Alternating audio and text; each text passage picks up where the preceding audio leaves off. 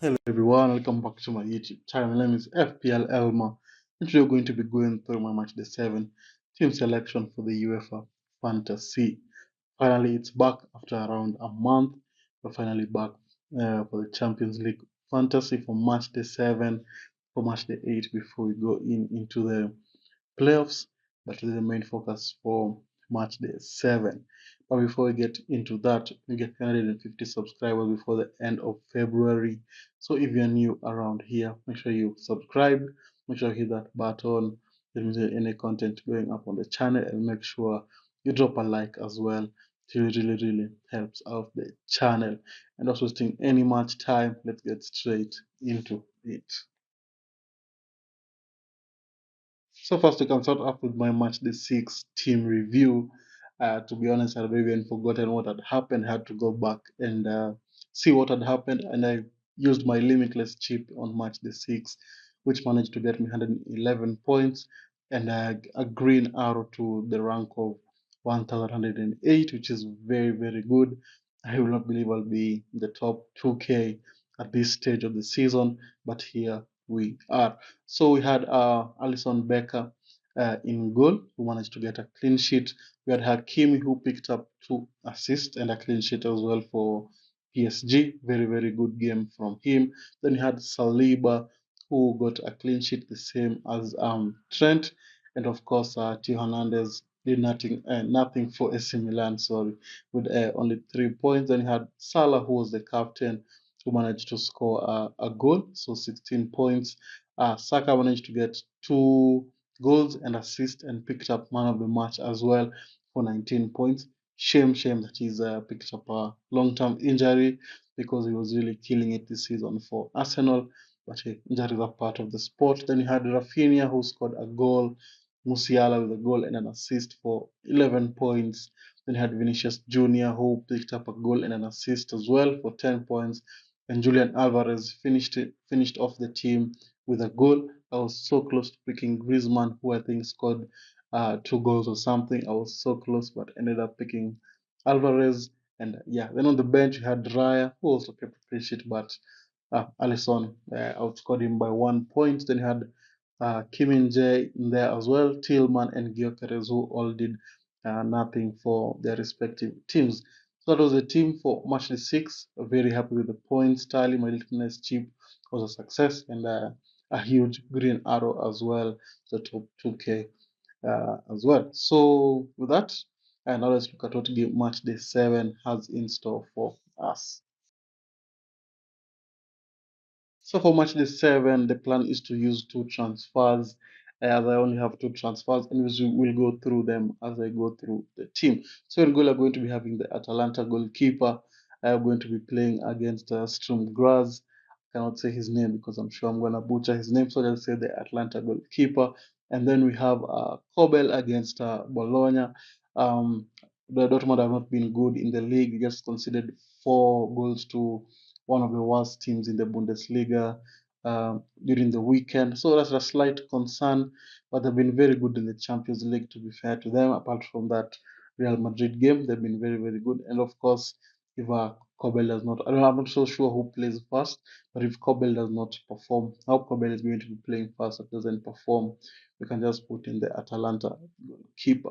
And then we're going to have also Schlotterbeck in there, just the same reasons as Kobel.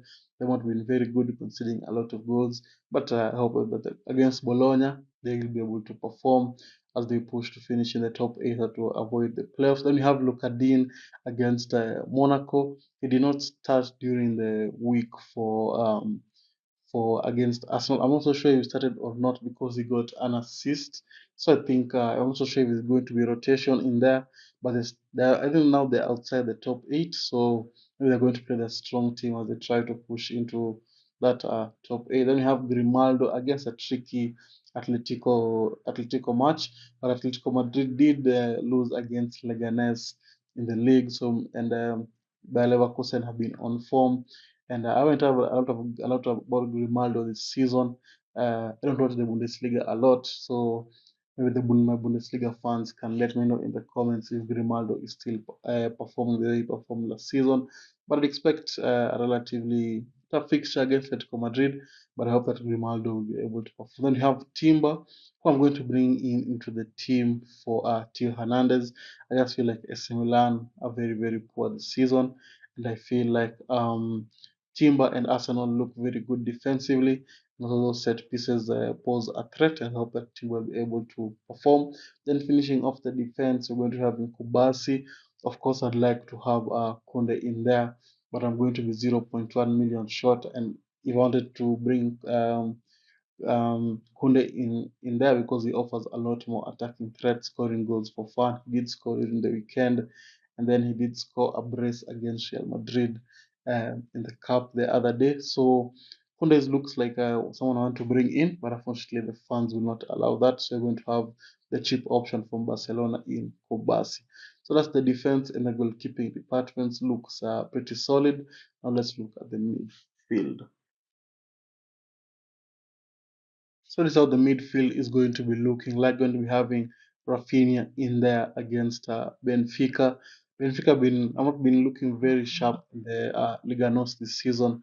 I think they lost one of their fixtures. I don't remember when, but I think against Barcelona, who also looking to get that top eight finish, is going to be a very difficult fixture. Ideally, I'd like to have Yamal instead of Rafinha, because I think Rafinha's form has dropped a little bit, but I hope that Rafinha will be able to perform against Benfica. Then we have Foden against PSG, a very tough fixture, but both teams are still fighting for top eight. At this point, where Benfica and PSG, I mean, where Man City and PSG are, they're fighting for the playoffs because they're at the bottom. They're among the bottom teams in that top 24 table. So it's going to be an interesting fixture. But Man City looked very good today against Ipswich, with Foden managing to score a brace.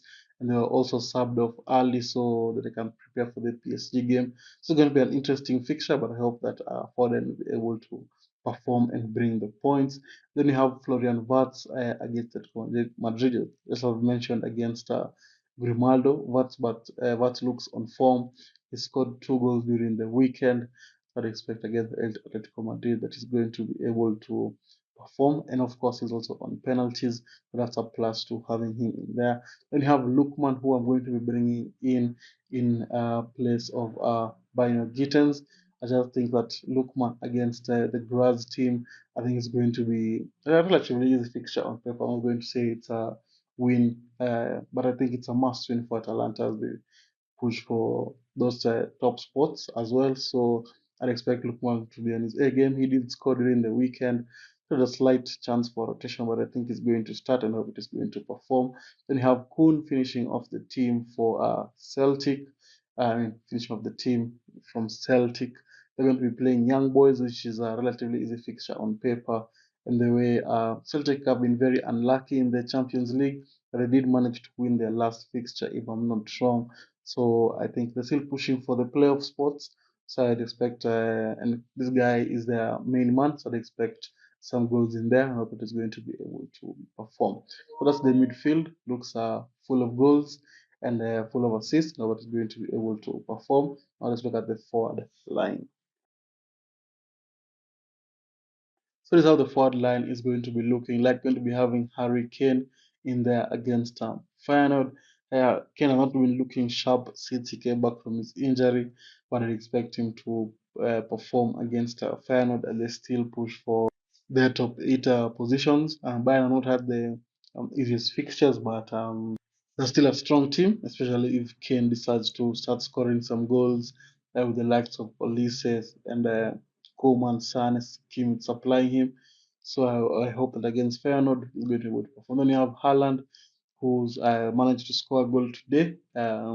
And has signed a 9.5-year deal, so he's going to be buzzing, and I hope that against PSG he'll be able to turn up and be able to perform. Then finishing off the team, we're going to be having Lewandowski in there, who the goals have dried up and is starting to miss a lot of easy chances, like the chances he was missing against Getafe.